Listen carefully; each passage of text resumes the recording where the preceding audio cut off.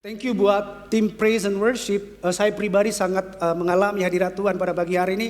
Boleh saya bertanya seberapa banyak di antara kita tadi menerima lawatan Tuhan ketika kita nyembah Tuhan dan memuji Tuhan. Amin. Amin. Dan gereja ini lagi dibawa Tuhan untuk kita sama-sama full in Holy Spirit, dan kita dipenuhi oleh Roh Kudus, dan ketika kita menyembah memuji Tuhan. Tema gereja kita di sepanjang bulan Oktober ini adalah bicara tentang serving God atau melayani Tuhan. Jadi sepanjang bulan Oktober ini tema daripada gereja kita yang Tuhan berikan kepada Pastor Daniel dan juga setiap leader di tempat ini adalah bicara tentang serving God atau melayani Tuhan. Tujuannya adalah supaya setiap gegais Balikpapan, jemaat yang ada bersama-sama dalam penggembalaan Pastor Daniel, supaya setiap kita mengerti dan memahami dengan benar bahwa setiap kita orang percaya yang kumpul bersama-sama di tempat ini, yaitu saudara dan saya, dipanggil untuk melayani. Dan selanjutnya supaya setiap kita jemaat GKS Balikpapan mengerti pentingnya tertanam dan aktif menjadi pembangun-pembangun atau builder di dalam rumah Tuhan. Sebelum saya masuk lebih dalam khotbah saya, mungkin bisa ditampilkan dalam slide ini. Yesus adalah teladan. Bicara tentang serving God, Yesus adalah satu-satunya teladan. Yesus adalah satu-satunya role model bagi setiap kita. Dan Yesus adalah satu-satunya contoh bagi saudara dan saya di dalam melayani. Katakan amin. Dan saudara harus sadari bahwa hari ini di tempat saudara masing-masing, Roh Kudus juga melayani saudara pribadi demi pribadi. Dan sampai hari ini dan sampai selama-lamanya, sampai pada kesudahannya, Roh Kudus akan tetap melayani saudara dan saya di dalam kehidupan saya. Yang percaya boleh lambaikan tangannya. Dan saya sangat percaya pagi ini Roh Kudus yang akan menjamah setiap saudara dan akan memberikan pengertian yang baru tentang serving God atau melayani Tuhan. Dan pagi ini saya memberi judul khotbah saya adalah hati yang melayani.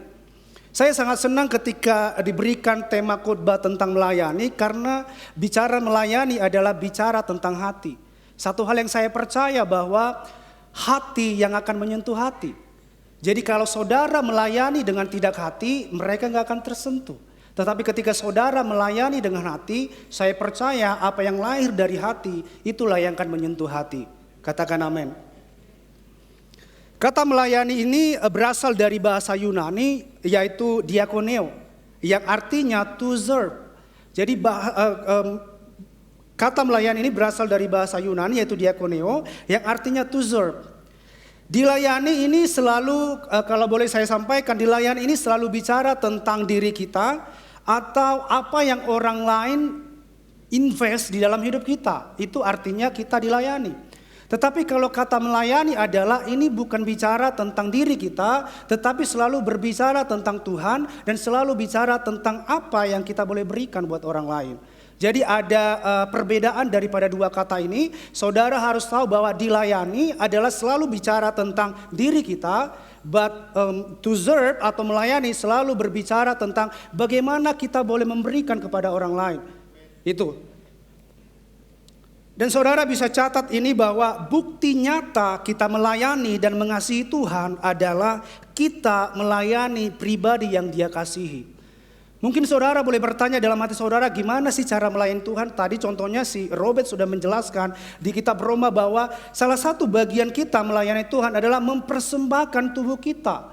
Makanya saya bilang tadi bahwa melayani adalah selalu bicara tentang apa yang keluar dari dalam diri kita, keluar. Jadi bagaimana kita mempersembahkan tubuh kita ini sebagai persembahan yang hidup, yang berkenan kepada Tuhan. Tapi pada kesempatan ini saya menyampaikan bahwa bukti nyata kita melayani dan mengasihi Tuhan adalah kita melayani pribadi yang dikasihi. Ketika kita sudah mempersembahkan tubuh kita kepada Tuhan, at the end gak berhenti di situ. Tetapi bagaimana kita melayani orang-orang yang dikasihi atau pribadi yang dikasihi oleh Tuhan, yaitu saudara dan saya, katakan amin. Itulah bentuk nyata daripada kita melayani Tuhan. Mari dengan cepat kita sama-sama mulai pembacaan firman Tuhan yang tertulis di Markus 10 pasal yang ke-35. Markus 10 ayat 35 sampai dengan 45 di dalam terjemahan barunya. Mungkin saudara boleh baca di depan atau mungkin saudara boleh membawa Alkitab saudara atau Alkitab saudara.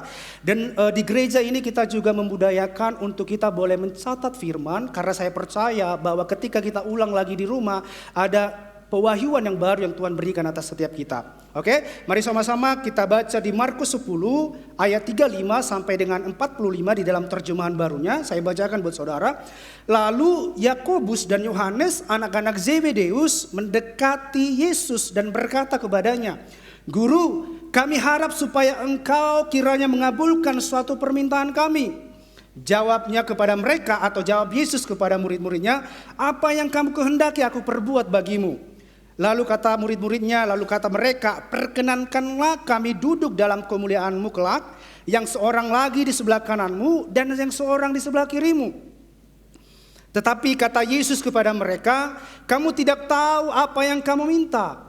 Dapatkah kamu meminum cawan yang harus kuminum dan dibaptis dengan baptisan yang kamu terima?" Jawab mereka, "Kami dapat." Yesus berkata kepada mereka, "Memang kamu akan meminum cawan yang harus kuminum dan akan dibaptis dengan baptisan yang harus kuterima. Tetapi hal duduk di sebelah kananku atau di sebelah kiriku, aku tidak berhak memberikannya. Itu akan diberikan kepada orang-orang bagi siapa itu telah disediakan." Mendengar itu, ke-10 murid yang lain menjadi marah kepada Yakobus dan Yohanes. Ayat selanjutnya, tetapi Yesus memanggil mereka, lalu Yesus berkata, "Kamu tahu bahwa mereka yang disebut pemerintah bangsa-bangsa memerintah rakyatnya dengan tangan besi, dan pembesar-pembesarnya menjalankan kuasanya dengan keras atas mereka. Tidaklah demikian di antara kamu. Barang siapa ingin menjadi besar di antara kamu, hendaklah ia menjadi pelayanmu." Saya baca sekali lagi, "Tidaklah demikian di antara kamu," kata Yesus. "Barang siapa ingin menjadi besar di antara kamu, hendaklah ia menjadi pelayanmu. Dan barang siapa yang menjadi yang terkemuka di antara kamu, hendaklah ia menjadi hamba untuk semuanya. Karena Anak Manusia juga datang bukan untuk dilayani, melainkan untuk melayani dan untuk memberikan nyawanya menjadi tebusan bagi banyak orang." Kenapa saya bold di sini? Saya bacakan kembali di ayat 45. Karena Anak Manusia, yaitu siapa? Yesus, juga datang bukan untuk dilayani, tetapi melainkan untuk melayani dan untuk memberikan nyawanya menjadi tebusan bagi banyak orang. Percaya kok saudara bahwa Yesus telah memberikan hidupnya bagi saudara? Amin. Amin. Dari ayat firman Tuhan yang kita baca tadi, bahwa Yesus memberikan perspektif yang berbeda dengan dunia tentang melayani. Jadi kalau kita baca di Markus tadi, bahwa Yesus sedang mengajarkan kepada murid-muridnya, Yesus sedang mengajarkan kepada kita yang duduk hari ini, bahwa ada perspektif yang berbeda ketika kita melayani. Makanya di awal saya sampaikan tadi bahwa melayani itu bukan lagi kita yang dilayani, tetapi kita yang akan melayani mereka. Jadi Yesus lagi memberikan gambaran kepada murid-muridnya tentang bagaimana melayani yang benar gitu. Bagaimana melayani sesuai dengan yang Yesus teladankan, yang Yesus role modelkan, yang Yesus contohkan atas setiap kita di tempat ini. Mungkin kalau praktek di dunia ini ya, bicara tentang dunia ini, kalau praktek di dunia ini adalah orang lebih tinggi kedudukannya dilayani oleh orang yang rendah kedudukannya. Kalau kita melihat di dalam dunia ini, kalau dia punya posisi yang tinggi, pastinya orang-orang yang di bawahnya akan melayani dia secara duniawi. Kalau duniawi berkata bahwa aku punya posisi yang tinggi, kamu harus melayani aku sepenuhnya. Itu kata dunia. Tetapi apa yang Yesus sedang katakan kepada kita bahwa itu berbeda. Apa yang dunia ini katakan itu berbeda dengan apa yang Yesus contohkan atas setiap kita. Yang Yesus mau contohkan kepada kita adalah bahwa kita sekalipun kedudukan kita tinggi, tetapi kita to serve, melayani mereka. Bukan melayani mereka, bukan kita yang dilayani. Itu adalah dua perbedaan yang sangat signifikan. Yesus mengajarkan bahwa orang yang lebih tinggi kedudukannya justru melayani orang yang rendah kedudukannya.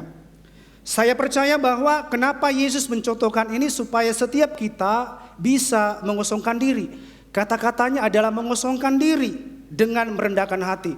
Saudara, kalau saudara selalu dilayani akan susah bagi saudara untuk mengosongkan diri. Tetapi yang menjadi tantangannya adalah ketika kita melayani, hal yang pertama yang kita harus lakukan adalah kita harus mengosongkan diri. Kita harus mengosongkan ego kita. Kita harus mengosongkan apa yang ada dalam diri kita. Karena bicara melayani adalah bicara bagaimana kita merendahkan hati kita. Jadi ketika saudara melayani, saudara harus mengosongkan diri saudara. Hidup Yesuslah yang ada dalam hidup kita. Melalui hidup Yesus itulah yang dimana Yesus merendahkan dirinya, dia melayani orang-orang. Dia merendahkan hidupnya, dia melayani orang-orang. Itulah yang akan kita kerjakan ketika kita melayani. Dan pastikan bahwa setiap kita yang ada di tempat ini, kita mengosongkan diri kita dan kita merendahkan hati kita. Saya percaya bahwa ketika kita mengosongkan diri kita, merendahkan hati kita, kita gak akan bergumul untuk melayani orang. Katakan amin. Amin. Tapi kalau saudara tidak bisa mengosongkan diri, saya percaya bahwa saudara akan sangat bergumul untuk melayani orang lain. Emang siapa sih kamu harus saya layani? Tapi saya mau sampaikan bahwa Yesus gak pernah berkata demikian. Yesus selalu turun ke bawah, merendahkan hatinya untuk melayani siapa? Melayani orang-orang yang ada di sekelilingnya. Amin. Amin. Oleh sebab itu dikatakan di Markus 10 ayat 43 sampai dengan 44 di dalam versi NLT-nya, but among you it will be different. Whoever wants to be a leader among you must be your servant. And whoever wants to be first among you must be the slave of everyone else. Artinya Yesus lagi mengatakan kepada kita, menggambarkan kepada kita bahwa barang siapa ingin menjadi pemimpin di antara kalian, maka kalian harus menjadi pelayan. Dan barang siapa yang ingin menjadi pertama di antara kalian, maka ia harus menjadi hamba bagi orang lain. Jadi konsep daripada melayani adalah bagaimana kita menjadi pelayan bagi orang lain. Bagaimana kita menjadi hamba buat orang lain. Bukan berarti kalau saudara melayani orang lain jadi harga diri saudara tercabik-cabik. Bukan begitu. Tetapi ketika saudara melayani mereka, saya percaya bahwa hanya dari melayanilah orang-orang akan tersentuh hidupnya. Katakan amin. Karena saya percaya bahwa setiap kita di tempat ini ada karena ada orang-orang lain yang turun ke bawah, merendahkan hatinya melayani saudara. Saya mau saksikan ini, walaupun beberapa kali sudah saya saksikan, saya boleh berdiri di sini karena di tahun 2011 atau 2010 ada sekelompok pemuda yang melayani saya, dan ada di sini juga teman saya yang menjadi saksi bahwa kalau tidak ada hati mereka melayani saya pada waktu itu, saya nggak tahu hidup saya ada di mana sekarang. Karena ada hati orang yang mau melayani lah, yang menghabiskan waktunya, invest waktunya, tenaganya, doanya, makanya lahirlah seorang Andri pada hari dan berdiri di tempat ini. Itu adalah the power of serve, kuasa daripada melayani. Makanya saya sampaikan bahwa hanya dari melayanilah orang akan mengerti dan memahami siapa Yesus. Hanya karena melayanilah kita turun, orang akan tersentuh hidupnya dan mereka akan diubahkan hidupnya. Amin. Melayani Tuhan adalah bentuk dari kita mengusungkan diri kita. Di dalam gereja ini kita mengajarkan kepada setiap pemimpin bahwa kita semua adalah pemimpin yang melayani. Pemimpin di gereja ini adalah a servant leader. Saudara yang datang ke gereja ini, kalau saudara lihat bahwa setiap builders dan juga leaders di tempat ini, baik ministry head, baik home leader, ataupun mungkin masih menjadi seorang builder, karena kita dari builder menjadi home leader. Kalau saudara boleh melihat setiap orang di tempat ini, yang mungkin pekerjaannya wira swasta, yang mungkin pekerjaannya sudah tinggi di perusahaan yang lain, tetapi mereka ketika mereka ada di sini, mereka melayani saudara. Mereka mengosongkan dirinya dan mereka melayani di gereja ini. Walaupun pada kenyataannya di dunia sekuler mungkin keluar daripada ini, mereka adalah pemimpin-pemimpin di tempat di mana mereka boleh ada. Tapi mereka di dalam gereja ini, saya make sure bahwa orang-orang di dalam gereja ini, pemimpin-pemimpin dalam gereja ini adalah pemimpin yang mau melayani. Kalau nanti tidak ada, saudara boleh lihat pemimpin di sini tidak melayani, boleh kontak saya di depan nanti gitu ya. Saya akan bicara sama Pastor Daniel, bercanda. Oke, tapi saya make sure bahwa pemimpin di gereja ini adalah a servant leader. Mereka adalah pemimpin-pemimpin yang mau melayani. Amin, amin. Di Markus 10 ayat 45 di dalam versi NLT-nya dikatakan, "For even the Son of Man came not to be served, but to serve others and to give his life an ransom for many." Dan Yesus memberikan teladan di sini bahwa sekalipun Yesus itu adalah raja, sekalipun Yesus itu adalah yang agung, sekalipun Yesus itu adalah yang mulia, pribadi yang mempunyai kuasa di surga dan di bumi, dia datang untuk siapa? Untuk saudara dan saya. Dia turun merendahkan, ini tata Yesus ada di sini, dia turun merendahkan dirinya dan melayani setiap saudara satu persatu. Ada kata dia mengosongkan dirinya dan merendahkan dirinya dan melayani. Kalau Yesus hanya tiba di sini, dia nggak akan bisa melayani. Tetapi Yesus turun, merendahkan hatinya, melayani setiap saudara satu persatu. Katakan amin. Amin. That's why saya mau sampaikan bahwa itulah yang harus kita kerjakan di dalam gereja ini. Itulah yang harus kita kerjakan di tempat di mana kita boleh ada. Itulah yang harus kita bekerja bersama-sama untuk apa? Supaya Yesuslah yang tampak di dalam kehidupan kita. Melayani adalah ciri utama dari kehidupan Yesus. Oleh karena itu tadi di awal saya bilang bahwa Yesus adalah satu-satunya role model. Yesus adalah satu-satunya menjadi contoh. Dan Yesuslah yang menjadi teladan dan meneladani kita untuk kita boleh melayani. Jadi kalau mau melayani, ya lihat Yesus. Dia aja Bapa segala raja, Tuhan segala raja, dia mau melayani setiap kita. Ada ditulis kata-kata yang ditulis oleh John Heck, dia bilang seperti ini, "The measure of a man's greatness is not the number of servants he has, but the number of people he serves."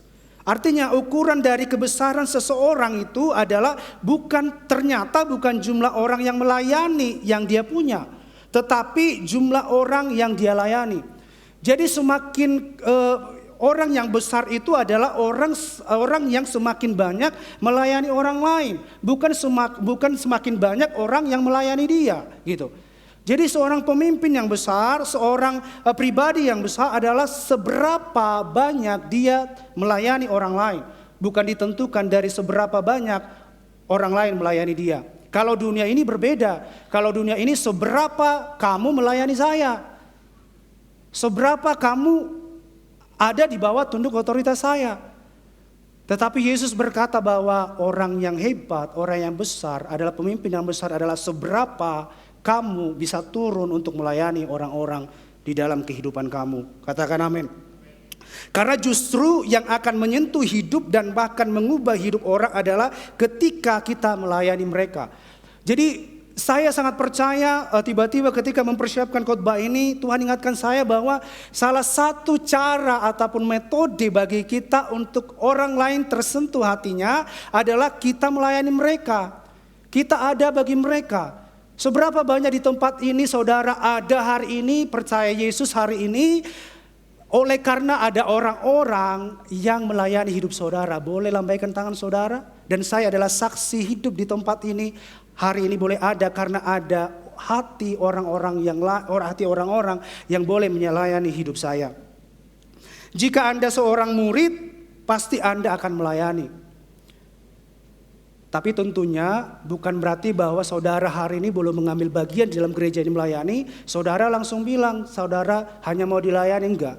Jadi ada bagian kita yang akan saya jelaskan nanti. Mungkin ada panggilan kita ada di gereja ini, ada di luar sana. Tetapi walaupun kita ada di sini dan juga di luar sana, pastikan bahwa kita punya hati yang mau melayani. Mungkin saya ada sedikit kesaksian. Tadi sebenarnya saya ada izin daripada salah satu home leader bicara tentang melayani. Saya ada di kontak salah satu home leader dan berkata, Pastor, ada home member saya, atau dia sebut sebelahnya Abang Pastor sih. Bang katanya, kenapa? Ada salah satu home member saya yang ingin dilayani dan ingin dimantapkan hatinya. Dan hari ini saya izin untuk boleh membagikan ini. Saya tidak menyebutkan namanya, tetapi saya mau menyaksikan bagaimana hidup kita menjadi hidup yang mau melayani satu yang lain. Ketika saya di konteks salah satu home leader dan berkata bahwa dia rindu untuk dibaptis, tetapi masih ada kegalauan tersendiri bagi dia untuk dibaptis. Bolehkah Pastor, bolehkah Bang untuk boleh melayani dia? Saya bilang sama dia, oke, kita nanti ketemu hari Jumat ya, after office kita boleh ketemu sama-sama. Dan jujur waktu di dalam hari Jumat itu ada tantangan saya pribadi bahwa anak saya yang paling kecil, yang paling besar itu mengalami demam yang tinggi sampai hampir 39 derajat ya, 39. Sebenarnya secara manusiawi saya berpikir bahwa waduh, ketika saya mau melayani orang ini, kenapa anak saya harus sakit dan itu demamnya tinggi gitu. Tapi Tuhan kasih hikmat ke saya bahwa Roh Kudus sudah ingatkan saya untuk tetap melayani orang ini. Dan tetap saya komitmenkan diri saya untuk melayani orang ini. Dengan apa? Dengan anak saya juga ada yang ngurus, mbaknya ada di rumah. Dan saya sampaikan kepada dia untuk boleh urus, kasih obat ini. Dan saya berangkat untuk melayani dia. Dan saya pribadi ada alasan untuk tidak mau melayani dia, tetapi karena memang sudah mature kalau sudah nature dalam diri saya DNA melayani, saya mengambil komitmen untuk melayani dia. Dan saya percaya dan katakan kepada home leadernya, kita berdoa sama-sama, orang yang kita layani itu mengalami breakthrough. Dan kemarin waktu kita bicara sama dia berkata bahwa saya komit untuk dibaptis. Berikan kemuliaan nama Tuhan. Dan kita berdoa supaya ketika tepat pada waktunya nanti dia boleh memberikan dirinya untuk dibaptis. Makanya saya sampaikan bahwa dari melayani itulah hidup orang akan diubahkan. Dari melayani itulah orang akan merasakan dan menyentuh hati setiap mereka. Pagi ini ada 3 poin yang ingin saya bagikan dan saya berdoa kiranya apa yang saya bagikan ini membuka mindset kita kenapa kita perlu melayani Tuhan. Yang pertama, kenapa kita perlu melayani Tuhan? Yang pertama, saudara boleh catat, karena Tuhan terlebih dahulu melayani kita. Siapa yang sepakat bahwa Yesus Tuhan sudah terlebih dahulu melayani kita? Amin. Amin. Matius 20 ayat 28 terjemahan barunya sebagai bukti bagi kita bahwa Yesus sudah melayani kita terlebih dahulu. Dikatakan sama seperti anak manusia datang bukan untuk dilayani, melainkan untuk melayani dan untuk memberikan nyawanya menjadi tebusan bagi banyak orang. Dasar dari kita melayani karena Yesus terlebih dahulu melayani kita semua dan bahkan mati buat kita. Jadi kita harus sepakat dulu di sini dasar daripada kita berjalan melayani karena kita tahu Yesus sudah terlebih dahulu melayani hidup saudara dan saya. Itu basicnya dulu, kita harus tahu dulu bahwa saya mau melayani karena memang Yesus sudah melayani saya terlebih dahulu gitu.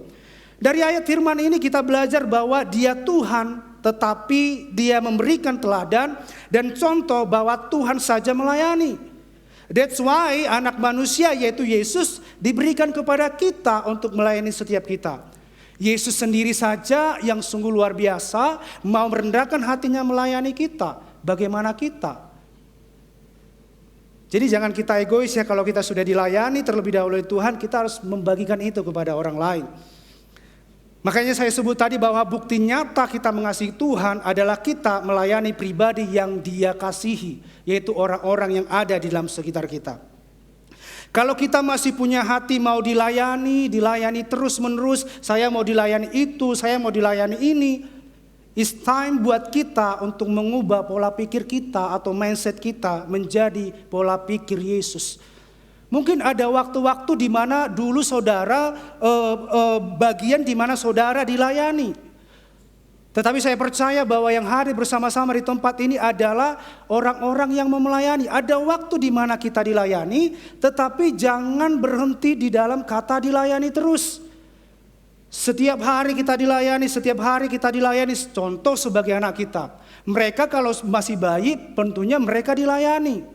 Tetapi ketika mereka sudah mulai beranjak dewasa, mungkin sudah SMP, apakah kita menyuapi mereka? Apakah kita memandikan mereka? Enggak. Tapi ada bagian momen di mana mereka boleh mengerjakannya sendiri. Dan mereka bahkan melayani orang lain.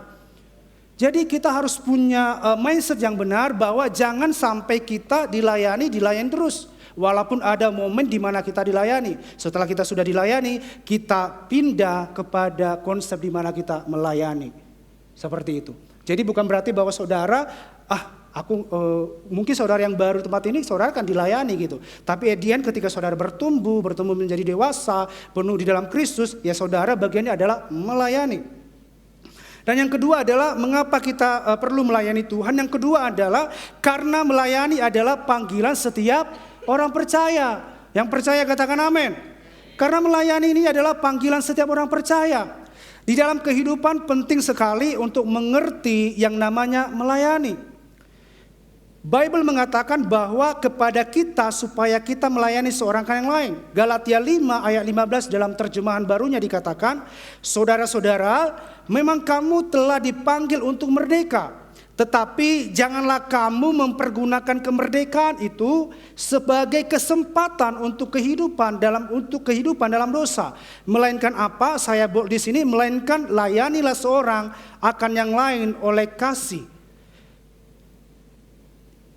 Dan di 1 Petrus 4 ayat 10 sampai 11 dikatakan, layanilah seorang akan yang lain sesuai dengan karunia yang diperoleh tiap-tiap orang sebagai pengurus yang baik dari kasih karunia Allah. Jika ada orang yang berbicara, baiklah ia berbicara sebagai orang yang menyampaikan firman Allah.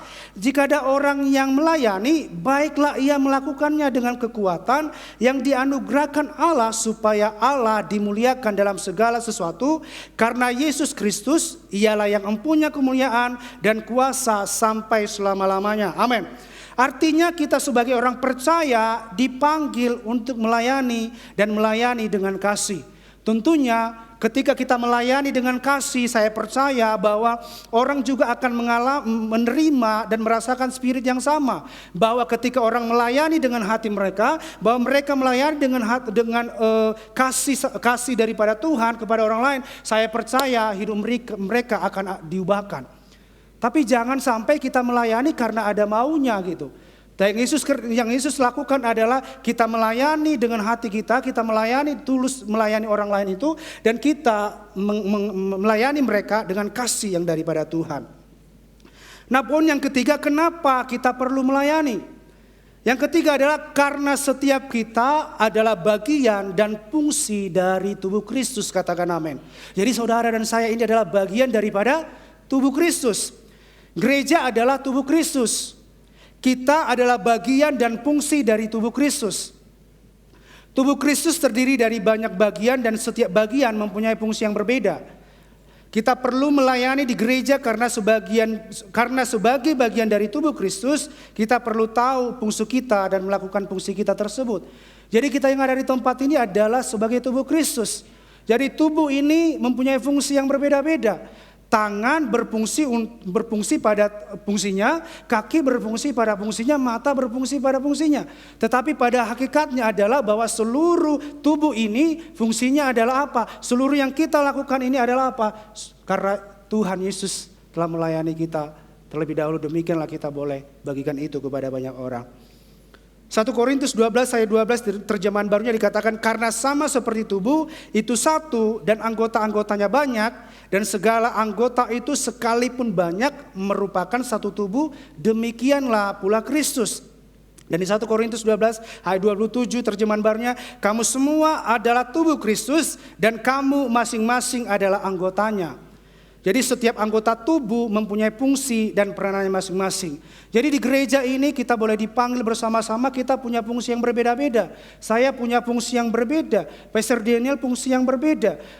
Setiap leader di sini punya fungsi yang berbeda, tetapi tujuannya adalah apa? Kita melayani supaya mereka tahu Yesus, supaya mereka percaya Yesus, supaya mereka melihat bahwa Yesus sungguh baik atas setiap kehidupan mereka. Tujuannya adalah satu, supaya mereka melihat gambaran Yesus di dalam kehidupan kita. Karena hidup kita ini adalah Alkitab yang terbuka. Bagaimana mereka bisa melihat Yesus, percaya kepada Yesus? Mereka pasti akan melihat hidup kita. Mereka akan memperhatikan hidup kita.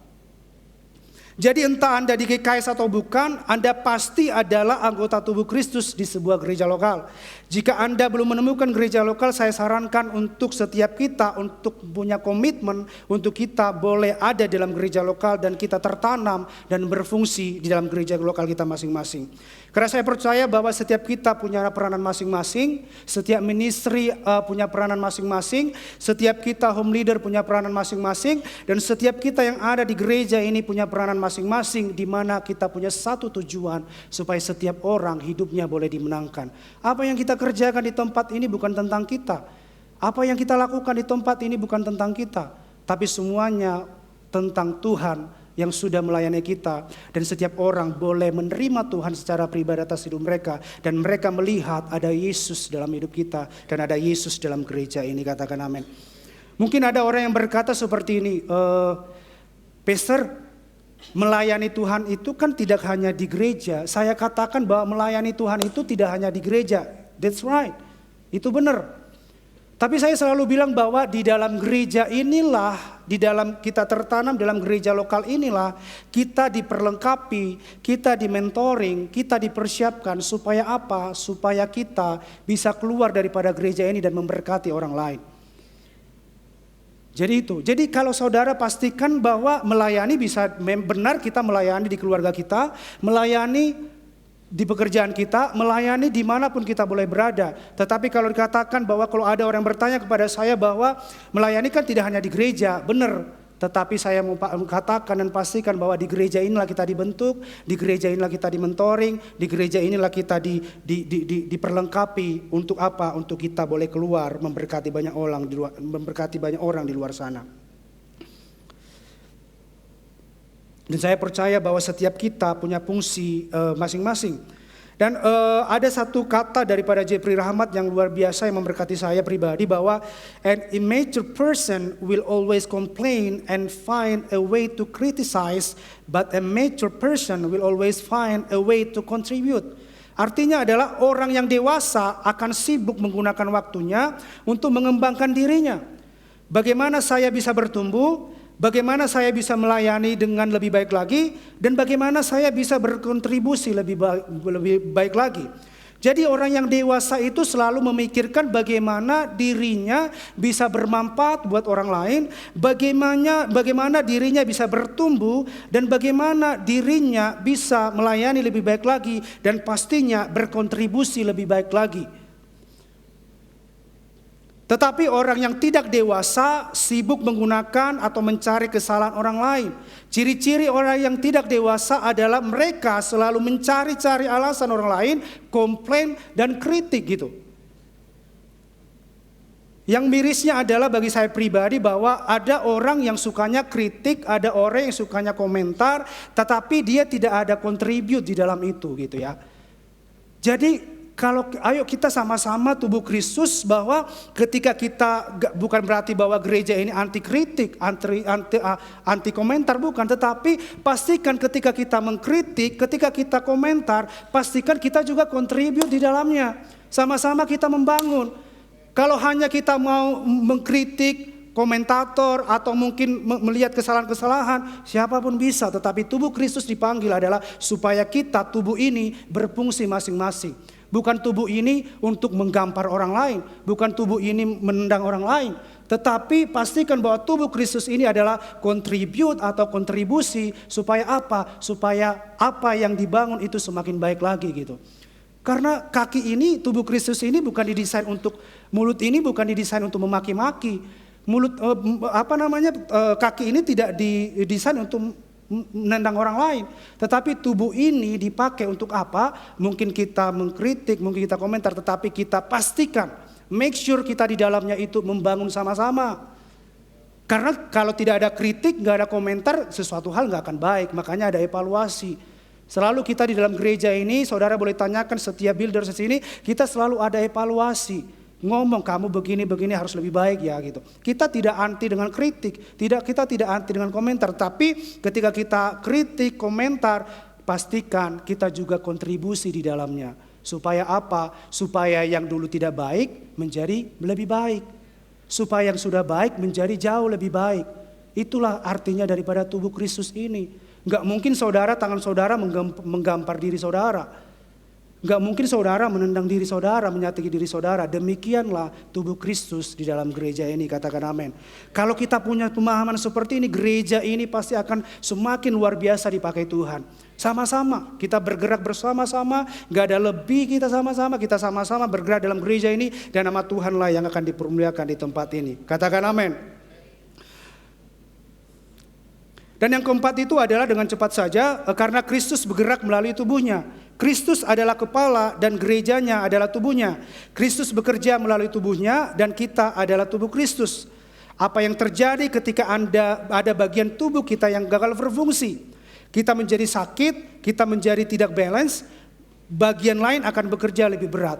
Jadi seperti yang saya sampaikan tadi bahwa yuk sama-sama sebagai tubuh Kristus ini kita bekerja sama, membangun satu yang lain, kita berkontribusi satu yang lain, melayani orang lain, dan tujuannya hanya satu, bahwa nama Tuhanlah yang akan dipermuliakan.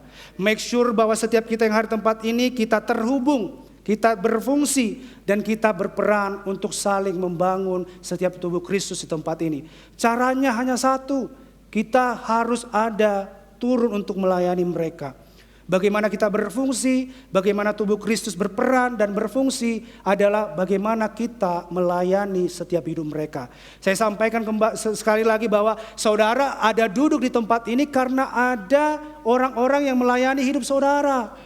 Jadi jangan egois gitu ya. Kalau kita adalah hasil daripada dilayani oleh Tuhan, kalau kita ada hari ini karena hasil daripada dilayani orang lain, come on, kita jangan stop di dalam diri kita layani mereka. Dengan kapasitas yang ada dalam diri kita, saya percaya bahwa Tuhan akan memperlengkapi setiap kita untuk boleh melayani orang, katakan amin. Tetapi bagian kita adalah apakah kita mau, apakah kita bersedia dan tersedia. Itu yang paling penting yang harus kita boleh renungkan pada pagi hari ini. Kesimpulannya adalah melayani Tuhan adalah selalu tentang Tuhan. Jadi melayani Tuhan itu adalah selalu tentang Tuhan dan bukan tentang kita. Karena kita tahu bahwa Tuhan melayani kita, demikian kita melayani mereka. Dan Tuhanlah yang kita sampaikan kepada mereka. Dan dasar dari kita melayani Tuhan adalah karena kita sadar bahwa hidup kita ini hasil dari kita sudah dilayani Tuhan terlebih dahulu. Melayani Tuhan adalah selalu bukan tentang diri kita, melainkan selalu tentang orang lain. Sama seperti yang Yesus teladankan atas setiap kita, bahwa kita melayani pribadi yang Yesus kasihi. Jadi melayani Tuhan, impartasinya adalah melayani pribadi atau orang yang dikasihi oleh Yesus. Itu yang akan kita boleh kerjakan sebagai bentuk daripada kita melayani Tuhan. Karena bentuk nyata dari kita melayani Tuhan adalah melayani dan mengasihi pribadi yang Tuhan kasihi. Keberadaan saudara dalam hidup saudara sehingga saudara dan saya ada seperti sekarang ini karena ada hati Kristus yang melayani di hati mereka yang melayani kita. Kalau berhenti di kita, bagaimana orang lain akan melihat gambaran nyata Yesus ada dalam kehidupan kita? Bagaimana orang melihat ada Yesus dalam kehidupan kita? Dengan cara apa? Dengan cara kita melayani mereka sama seperti Kristus sudah melayani kita. Dari melayani itulah orang lain akan melihat ada kasih di dalam hidup kita. Karena ketika kita dilayani, orang gak akan melihat kasih. Tetapi ketika kita melayani orang lain, orang akan merasakan kasih yang diberikan orang lain itu kepada kita. Mereka peduli kepada kita sehingga mereka melayani kita. Dari melayani itulah orang lain akan terjamah hidupnya. Dari melayani atas dasar kasih Yesus, itulah yang akan mengubahkan hidup orang. Jadi make sure hari ini kita bersama-sama kita komitmen sepakat bahwa hanya dari melayani orang lain itulah yang akan tersentuh hidupnya. Dan Tuhan akan bekerja di situ. Dan Tuhan akan bermanifestasi di situ. Roh Kudus akan bekerja di situ. Sehingga mengubahkan hidup orang semakin mengasihi Kristus. Saudara boleh catat ini, seseorang dikatakan bertumbuh semakin dewasa adalah ketika dia bisa memutuskan untuk mengambil tindakan sebagai pribadi yang mau melayani, bukan untuk dilayani.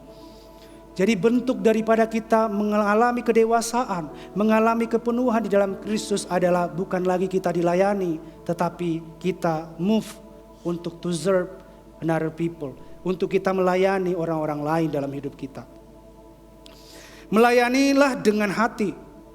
Karena apa yang datang dari hati akan menyentuh hati. Dan apa yang lahir dari kasih pasti di situ ada kehidupan yang diubahkan. Inilah yang Yesus kerjakan ketika Yesus bertemu dengan orang-orang. Dia melayani dengan hatinya. Dia melayani dengan kasihnya. Kalau kita boleh melihat bagaimana wati Samaria ketika orang-orang mau merajam dia dengan batu. Tuhan Yesus melayani dia dengan kasih. Kalau ada di antara saudara yang tidak pernah berbuat dosa, silakan lempari dia. Tetapi Yesus datang dengan kasih-Nya, Yesus datang dengan hatinya. Dia berkata bahwa dia mengasihi wanita itu. Dan dia berkata bahwa pergilah dan jangan berbuat dosa lagi. Jadi ketika ada kita melayani orang-orang dengan hati daripada Kristus, ketika kita melayani orang-orang dengan hati kita yang tulus, saya percaya ada hidup yang diubahkan. Katakan amin. Ada hidup yang diubahkan. Kiranya apa yang saya bagikan ini meneguhkan setiap kita pagi ini. Dan mari sama-sama kita mengambil hati di mana pun kita berada. Baik dalam gereja ini, baik di rumah kita, baik di pekerjaan kita, dimanapun Tuhan tempatkan atas hidup kita. Kita pastikan bahwa kita melayani mereka dengan hati. Kita melayani mereka dengan kasih yang daripada Tuhan.